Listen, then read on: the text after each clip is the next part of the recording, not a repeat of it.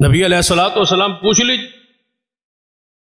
آپ سے پوچھا گیا یا رسول اللہ صلی اللہ علیہ وسلم قیامت کا دن ہوگا، صحیح مسلم کو پڑھے، اتنی ساری تمہاری امت ہوگی، ہمیں تو آپ نے دیکھا ہوا پہچانا ہوا، ہمارے بعد بہت ساری امت قیامت تک آئے گی، آپ ان کو کیسے پہچانیں گے کہ یہ میرا امتی ہے؟ ہمیں تو آپ نے دیکھا ہوا، ہمیں تو آپ پہچانتے، بعد والے کو کیسے پہچانیں گے؟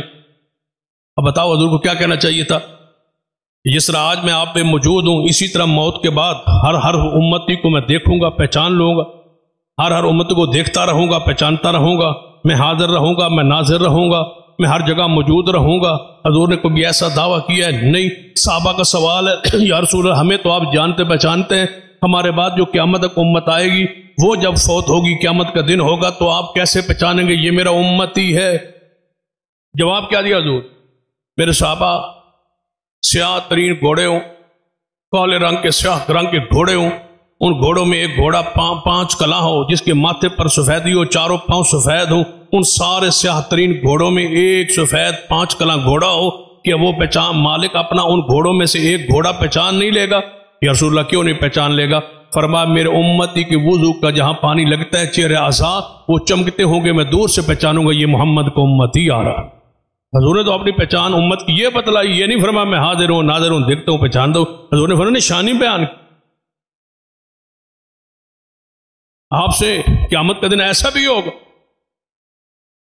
آپ نے فرمایا کچھ ایسے ہوں گے جن کے چہرے چمکتے بھی ہوں گے لیکن میرے قریب آئیں گے اور اچانک، یہ بخاری کی حدیث ہے، ان کے اور میرے درمیان پردہ حائل ہو جائے گا، تو میں کہوں گا یہ تو میرے امتی، میرے مجھ سے ہی لگتے تھے، میرے امتی لگتے تھے، میری ساتھی لگتے تھے، چہرے چمک رہے تھے، 5 کلاں تھے، ان کو آگے آنے دیں۔